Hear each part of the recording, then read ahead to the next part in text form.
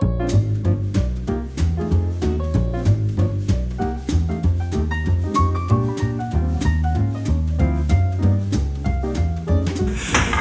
to Stockholm, Raffaele. Thank you. It's so nice to see you here.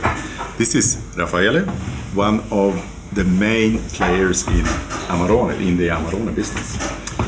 You and your father, you have you gave us the taste for Amarone, I must say. Yeah, actually, the first Amarone land in this country was Masi Amarone, the Vaio Armaron. I think back in 94 or something like that, 92 or 94, was the Vaio Armaron, the first Amarone ever. Wasn't it even earlier? Perhaps even earlier. I mean, I was a student at the time. Honestly, in my age, I think it was back in 1985 or something, 83. Isn't that? There was. So you mean? I should know it, but I'm sorry. No, I think it was a little bit less. 25 years ago, something like that. Yeah. Okay. Yeah. All right. Okay. Anyhow, you're most welcome here. We love Amarone. We love the wine from Brolo. We love the grape Corvina. So, what is your view about what trends do you see on the Swedish market today? Today, I think that there are two clear trends of consumer, expert, or really wine lover that really understand all what you say. So the Corvina, the Amarone, the Venetian wine, the appassimento technique. On the other side, there's another trend of less, let's say, expert, less motivate consumer to understand more, that they are living in this big confusion of name, technique, name but not technique, appassimento, sounding alike names that keep a lot of confusion. Nevertheless, how do you work with that? Because we see on the Swedish market a lot of. I must say that I'm a lover of your wine since many years, as you know, and but I see on the market cheap wine coming in, which has not the standard that you're providing. Yeah. How do you prevent that, and how do you work? Unfortunately, it's difficult to take action in this direction to protect the original stuff against these fake, not always bad wines, but totally nothing to do with the original ones. We have very few weapons. Why? The Amarone is Amarone, of course, has got its own DOC rules, DOCG actually now, rules that protect for the terroir, for the grapes, and for the technique. Then we have Valpolicella and Valpolicella di Passo. Everything is under control, but the Amarone is taking advantage of this technique of drying the grapes called appassimento. And this is the problem.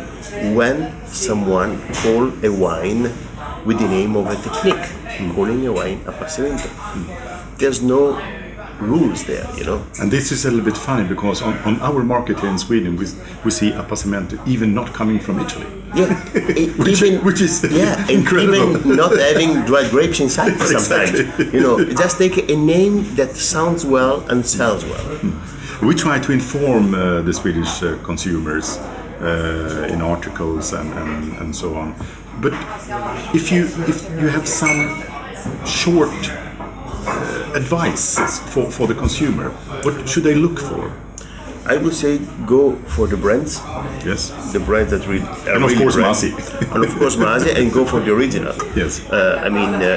It's a matter of fact that shortcuts are easy to take, but not always drive you to the right direction.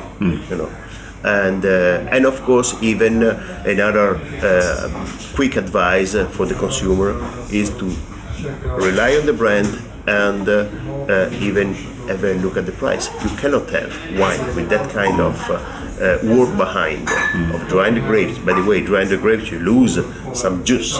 Losing juice, you have a better wine, but you need to have more grapes for make the same bottles.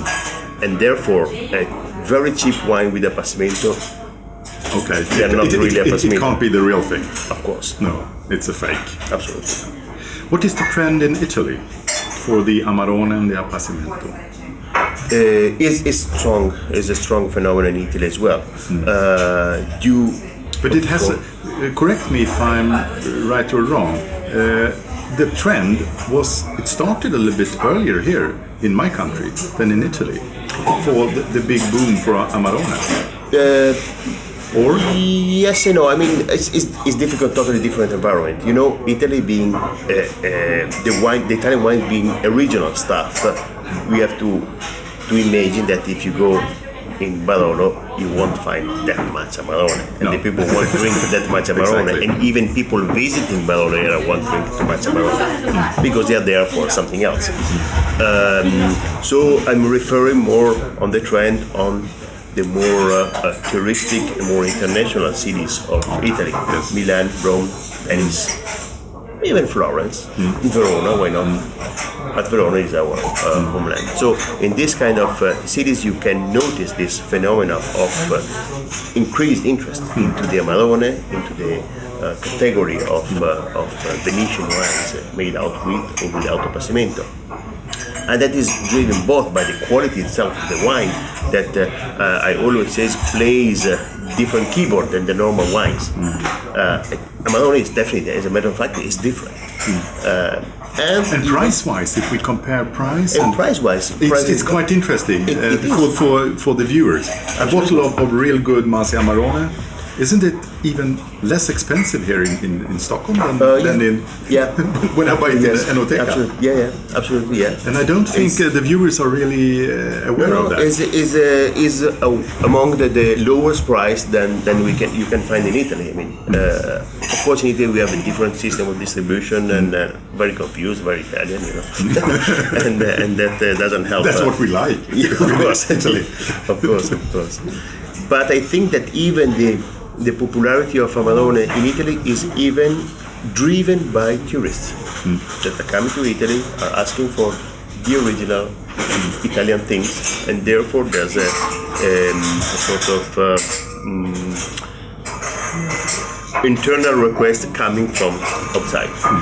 And we talk a lot about Amarone and a little bit of appassimento, but there are other things that are cooking in your cellars. I know that when I met your father some months ago, we talked about Bardolino, which I remember Bardolino. I'm a little bit or a lot older than you are, but I remember Bardolino. It's a very nice wine. It is a beautiful wine. Exactly. And we are proud to present our Bardolino in the way that Bardolino should be done, the simple way. It's an everyday drinking wine with your pasta. Why not under the sun with your salad, your carpaccio, whatever? That is the real essence of Bardolino. Sometimes I agree. You agree, right? Fully. But the point is that in the last 10 years, many producers of Bardolino were looking with some envy at the success of Valpolicellas. Exactly. With the same grape, I can make El Paso style Bardolino. Exactly. Come on, it's not in its nature of this wine to be, let's say, muscular. It's an everyday drinking wine, very, very pleasant. I agree, 100%. And I think that I've heard that even the trend here in Sweden now is to go more with simplicity. After this wave of, bodybuilded wine, now sometimes it's time to do the proper thing. I mean, I have a pizza in front of me. Why should you have an Amarone? It's not good for the Amarone, it's not good for your pizza. Have a Bardolino. Exactly, I agree. And talking about this new year, 2015, we sit here in January, and what will we see from Masi? You have changed a little bit on the market here, and are there any new things coming up for us consumers? this year? Not in terms of product. Of course, some revisitation of some labels, but that is more detailed and so on. The most important things that I like to underline, not just this year, but the start last year, we are celebrating a great successful history in our winery, Campofiorin. Is our identity or iconic wine that has been invented the first time back in '64 by my grandfather. So last year, the end of last year, we celebrate the 50th vintage. It's going to be on the market in 2017. Okay. But is really the time to really celebrate this successful story of this wine that really from little village in Valpolicellas came out really all over the world. We distribute the Campofiorin in over 90 countries on earth with a great response. It's a beautiful story. It's a beautiful story. I remember it so well from the 70s. Right, so when I started.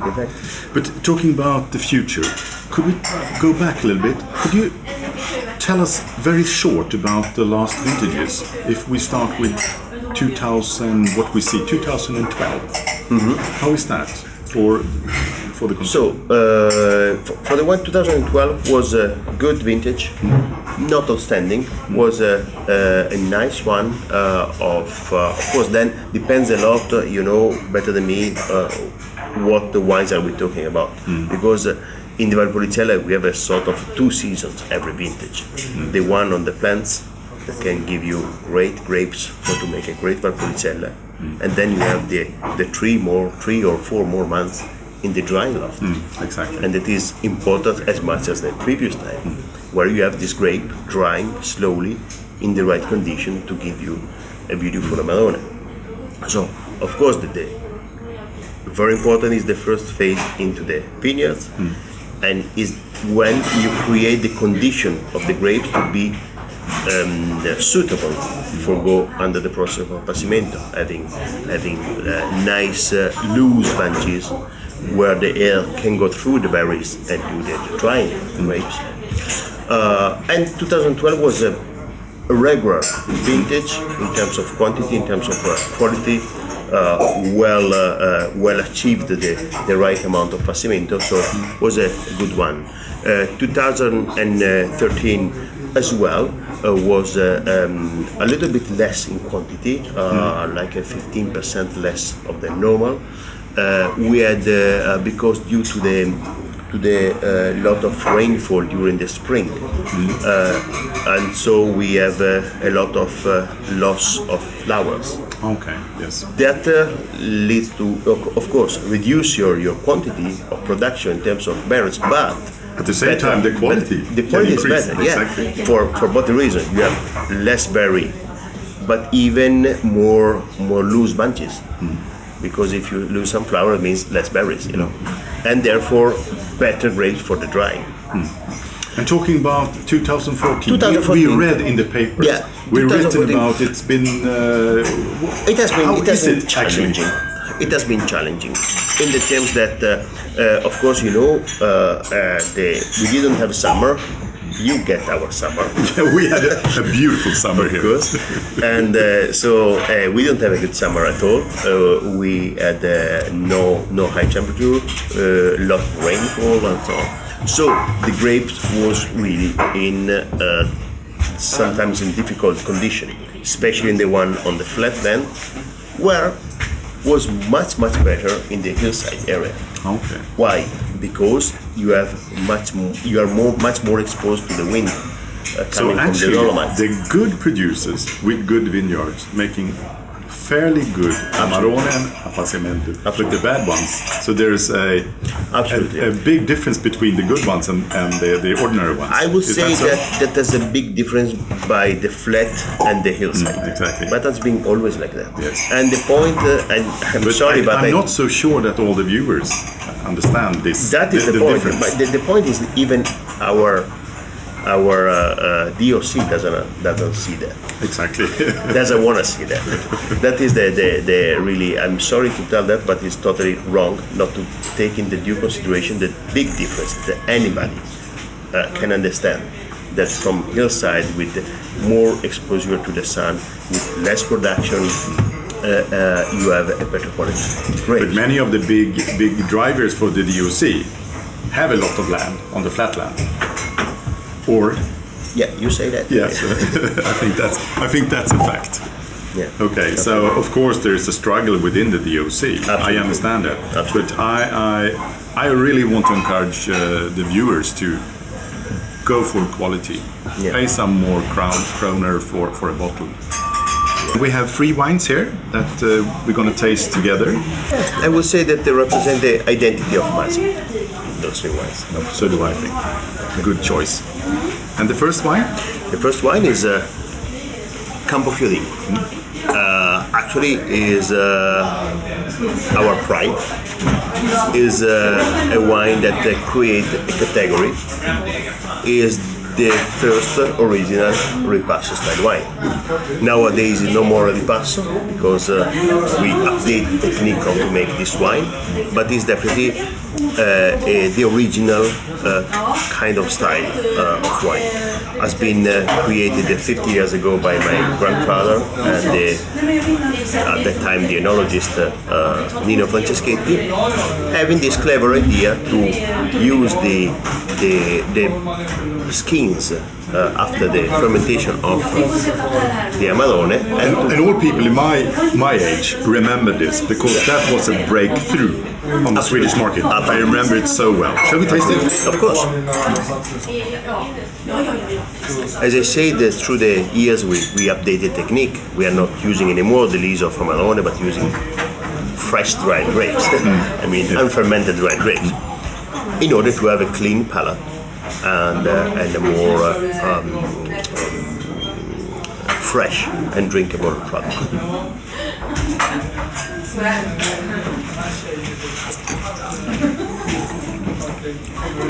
What can we say about this? I think that the perception you have in your palate tells a lot about why this wine is so successful. You have a rich black cherry aroma, nice acidity that keeps the wine alive and allows it to be joyful in your mouth. What strikes me is the bouquet. It's a very nice bouquet. You're certain you are in vinegar. It's not definitely. There's no doubt this on the that. trademark. Yeah, absolutely. The second thing that strikes me that it's the wine is very balanced, and that is the difference between wannabes Of course. in this category. Absolutely. There's a wood aging that you perceive because the wine is elegant, not because you feel the wood taste. You have a nice fresh fruit, but not going over, and not jammy. It's ripe fruit, but not jammy. A nice finish. Next wine. Nice acidity. The next wine. Next wine is actually, as we can tell, it's Brolo di Campofiorin, and as you can see by the label, represent the luxury version of Campofiorin. If you can have Campofiorin every day, why not? Easy to pair with food. If you want to go a step up, you go to Brolo di Campofiorin. Of course, you may ask the differences. Same grape variety, same vineyards, with a 10% into the Brolo of another variety, not just Corvina and Rondinella, but even this Oseleta grape. Oseleta, the beautiful. Beautiful Oseleta. You know, knowing my father, knowing ourselves since a long time, you know what I'm talking about. It's this, quite powerful grape. A powerful grape. Very small bunches means a lot of tannins, a lot of structure. And you don't need to be a genius to see the difference in color. The different color as well. Yeah, because it's much darker. Let's taste this.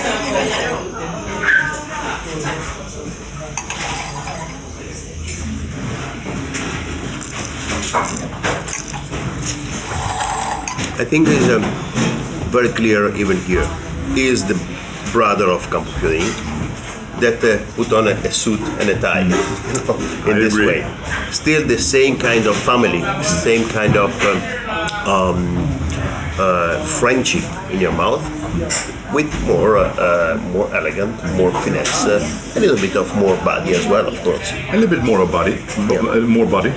not a buddy, maybe a buddy also. Yeah, why not? No, very nice. Also here, that strikes me, the nose is more powerful. Absolutely. And the body, it's more fleshier, but it still has the elegance and the balance. Yeah, absolutely. So yeah, that is, I would say, a common for Masi's wine. Balance, really. All the wines, I always say, for example, the use of wood we do in our cellar is there for to smooth the angles of the wine, not to give characterization in wood. I always say my technician, my enologist, use the wood as a chef should use salt and pepper, not as an ingredient, but just to smooth the angles, to keep everything peaceful into the and wine. I think that's a trademark for Masi, I would say. Yeah. And another trademark for Masi is the last wine. Yeah, Costasera. Costasera is our... I think every Swede has seen this bottle once. Yeah. No, it's really our flagship Amarone. Masi produces 5 different Amarone. And you know what? By my experience traveling the world, meeting people that of course know Masi and so on, I think a good 60% told me, that was my first Amarone. But the first experience of Amarone of many people has been thanks to Costasera. And Costasera, actually the name refers to this hillside vineyard we were talking a little while ago, hillside that produce less grape and are facing to the sunset, to the Lake Garda. That is the meaning of Costasera, slow facing to the evening. And I want to emphasize this for all the viewers.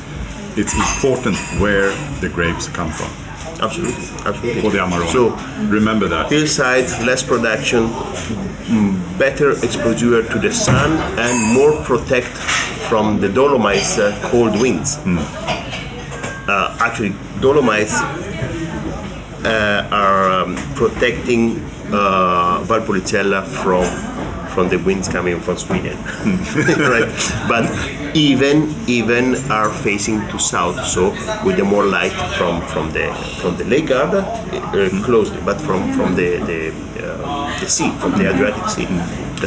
Let's taste it. Of course. After this Not too much of this geography. I'm still eager to taste it.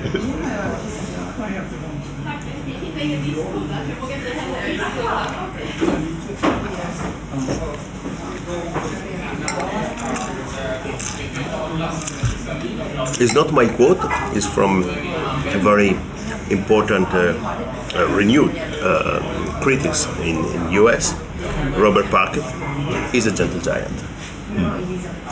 Big, smooth, round, but never there's scares. something that is not there, which I like. It's not yummy, Yeah, and it's not too sweet, absolutely. and it's not too powerful. Yeah, that once again is not fake. Exactly. Is the real stuff. 2 reasons. It's not jammy because we are talking about dried grapes, not concentrated fruit. It's different. Second, it's not too sweet because the secret of the Amarone is not in having residual sugar, but in adding some glycerin that you can even see through the light, seeing the density of the wine and the texture of the wine. So the glycerin that are coming during the appassimento, some of the Corvina grape get infected by botrytis, and botrytis develop glycerin into the wine. So, And this glycerin gives this sensation of sweet, which is not sweet that is stick in your mouth. Is more the texture that you feel in your mouth, like a syrup, but it's not given by sugars.